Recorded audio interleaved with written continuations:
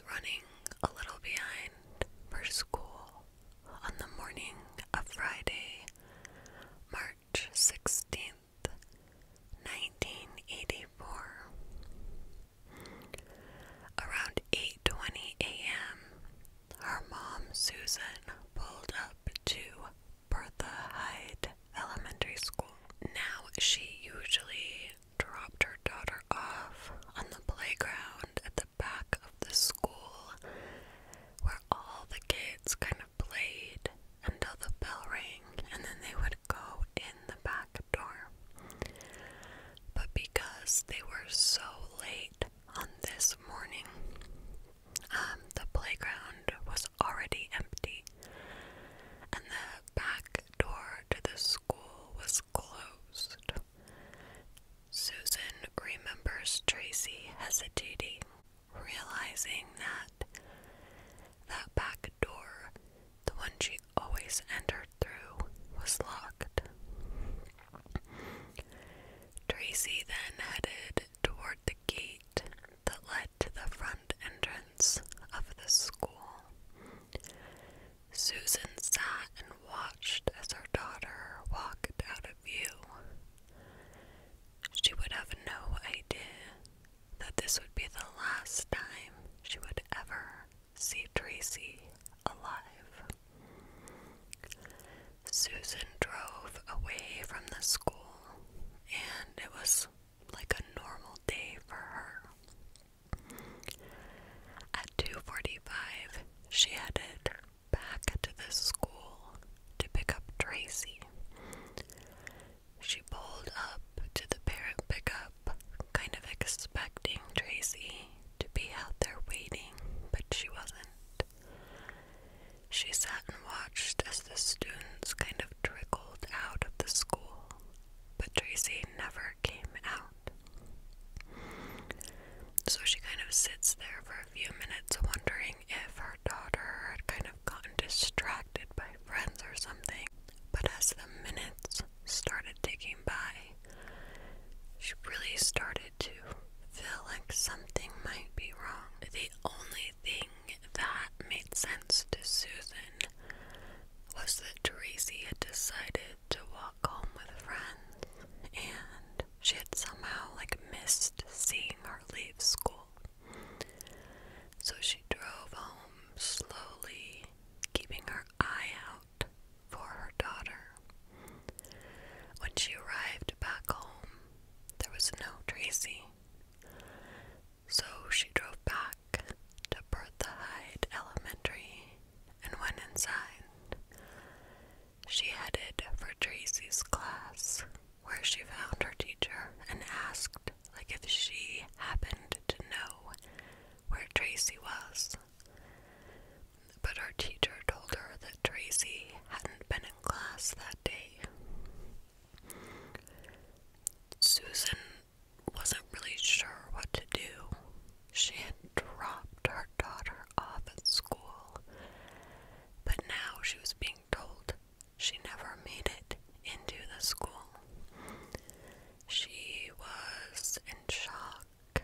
She was crying and really kind of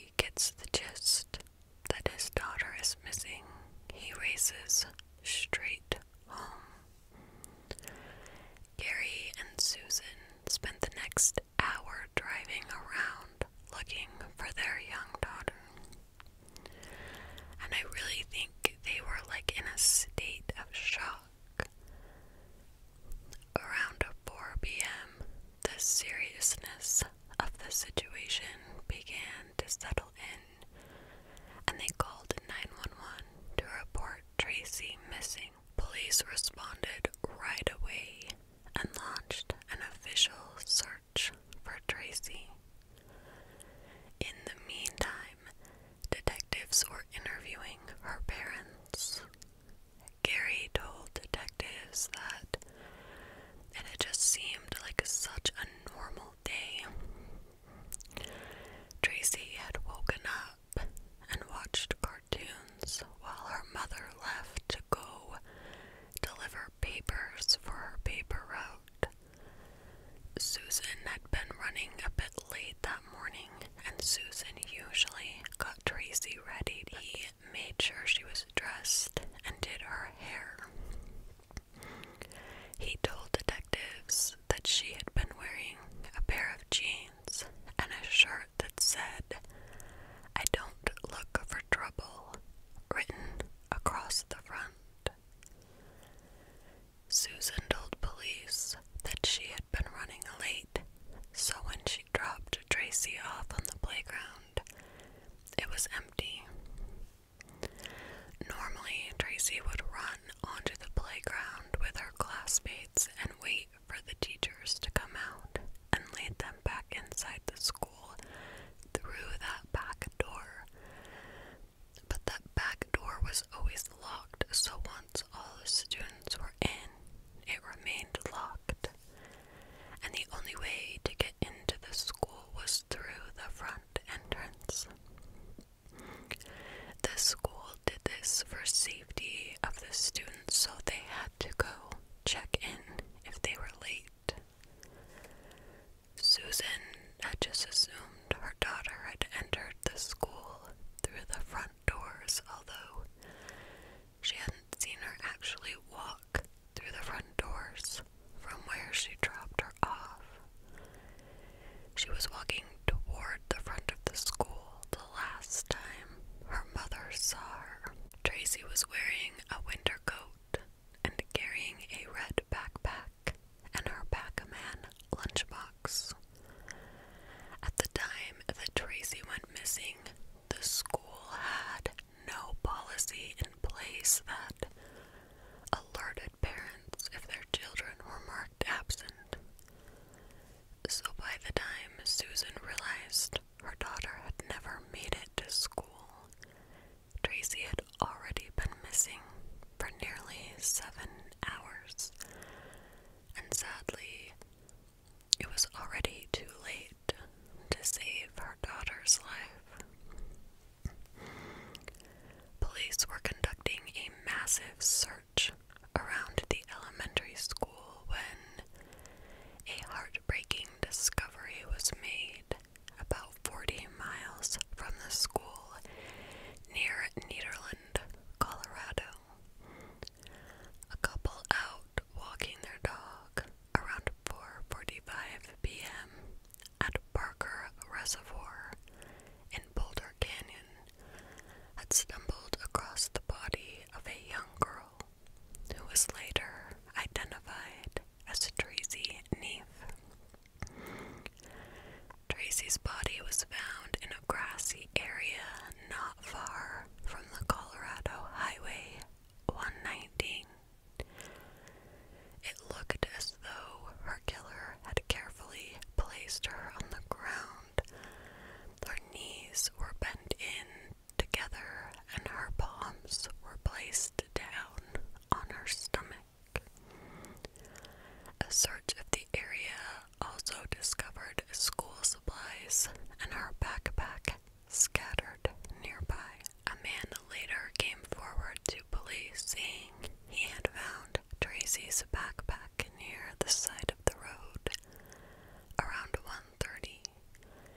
He hadn't seen anyone around, and he had opened it to see if he could figure out whose backpack it was. But it was empty inside except for a Pac-Man lunchbox. There was also a girl's coat laying nearby, so he just figured they belonged to the same person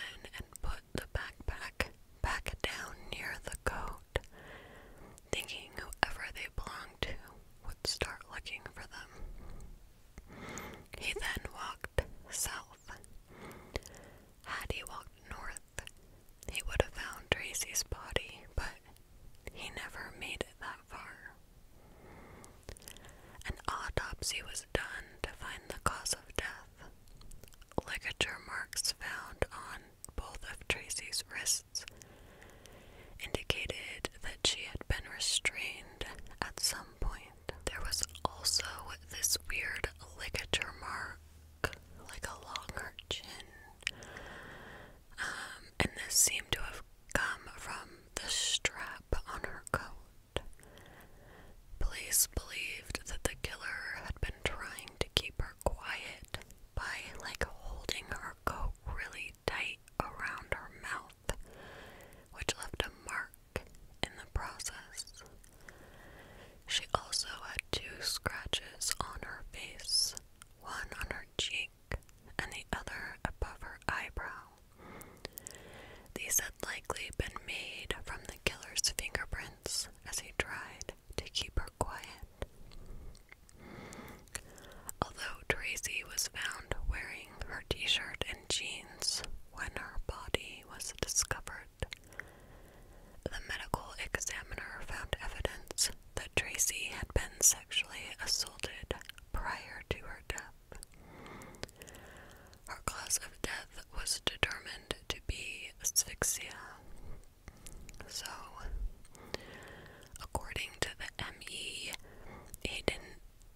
he wasn't certain that her death had been intentional. He thinks that the killer was likely holding her coat so tightly around her mouth and nose, so she liked to try to muffle her screams, and then he realized she was dead.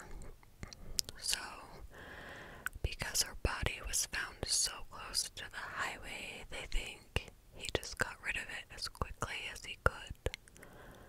Her backpack was found some distance from her body, and they believe the killer had thrown it out his window as he drove away. The medical examiner determined that Tracy had been killed between 10 a.m. and noon.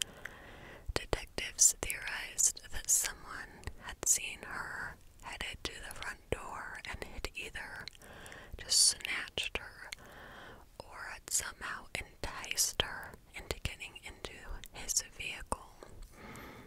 Her parents were pretty adamant she would not get into a car with a stranger. So either she was taken against her will, or she knew her killer. Prior to Tracy's murder, several girls in the Denver area had been sexually assaulted by an unknown male, who then let them go. Police believed it was possible this same man had abducted Tracy, and if this was the case, he was likely planning to let her go, but he accidentally killed her. Police were on the hunt for Tracy's killer, hoping to stop him before he attacked another girl. But this would be a hard case to investigate. There were no witnesses, no one had any descriptions of the suspect or car. Police began by compiling a list of more than 5,000 names of sex offenders in the area. They worked around the clock to narrow down their list, and they were able to narrow it down to 400. Although this is still a massive amount of potential suspects. Although over the years they did find several persons of interest in Tracy's case, they were never able to link anyone to the murder. Police did release information about some of the people they have ruled out, which included all of the school employees, as well as members of Tracy's family. Police pleaded with the public for anyone with information to come forward, so the investigation, which had never been strong to begin with, was soon ice cold. Over the years, the case would be revived several times. When Tracy's autopsy was conducted in 1984, the medical examiner obtained 2 samples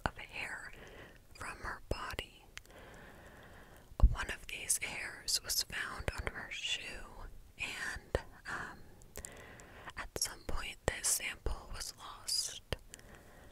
Another sample had been found underneath her clothing, and an attempt to extract DNA from this hair sample was made in 1998. However, in the process, this hair was contaminated, so now it can't be tested. Tracy's murder impacted her family drastically. Her parents divorced a year after she was killed, but they both hope that someday justice will be served. Detectives still believe that this case can be solved, but they need help from the public.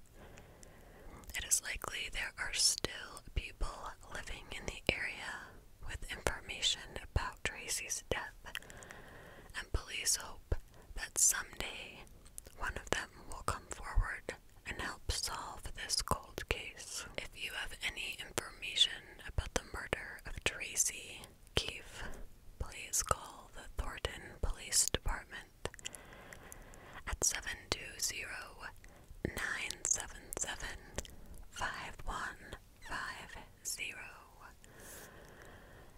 It is actually terrifying to me to think that a child could be snatched off of school property. I am sure this mother beats herself up every single day for not taking her daughter around to the other side of the school, but schools are supposed to be a place where our kids are safe, and it is just extremely sad that that was where she was taken from. I mean, it's sad she was taken at all. I got almost all of the information from this case on a very well-written article by Jen Baxter on Medium.com titled Colorado Cold Case: The Murder of Tracy Neef. Thank you guys so much for joining me for another video. I'll see you next week. Bye.